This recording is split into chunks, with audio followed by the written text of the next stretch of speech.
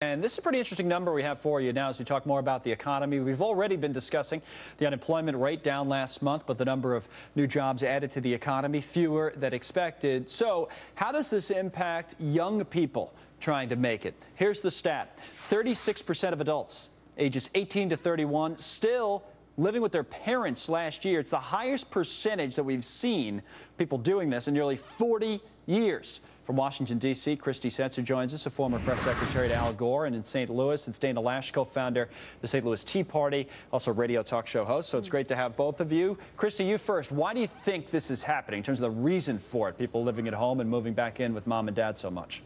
Yeah, well, if you look at the numbers a little bit more closely, what you'll see is that the average person we're talking about is a 21, 22, maybe even 23-year-old who's graduated college, and they're looking at their parents' place as a bit of a way station before they enter the workplace.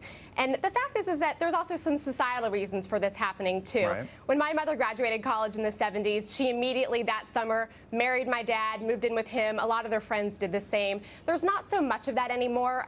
People are waiting longer to get married.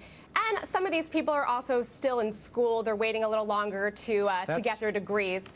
Yeah, interesting and so take, because you're saying, Christy's essentially arguing, Dana, that this is a choice. That's not because the economy is still weak. It's that people, you know, they want to do this. They want to move in with mom and dad. They want to save some money. They want to go to whatever it is, go to grad school, or like she says, they're not getting married as early. But is it a choice, do you think?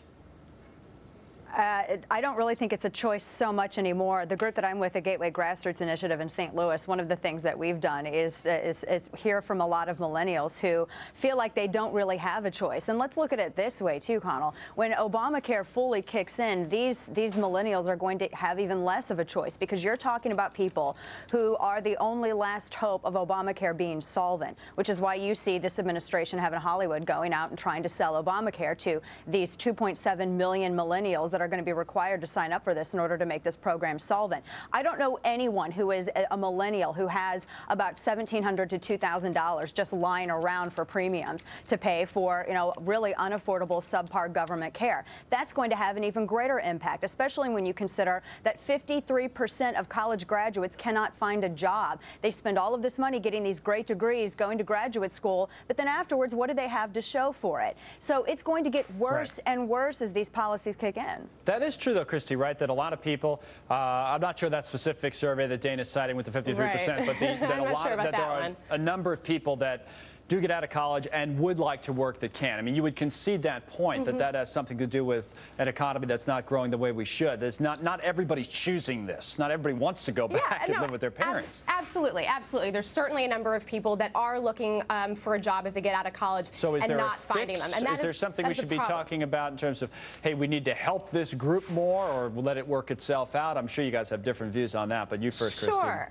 Yeah, no, I mean, there's plenty I think that we should be doing for youth unemployment, but the fact is there's sort of this myth of the middle-aged guy who's, you know, throwing out his resume in frustration because he can't find a job and he's leaving the workforce in droves. And the fact is that's not really the case. In fact, the number of people who are leaving the workforce right now is lower than it was after the 2001 election. It really is more what we're talking about here, which is the college student who is taking a little longer, a year or two, before they actually get into a job. One other, one more point, Dana, before we wrap this up.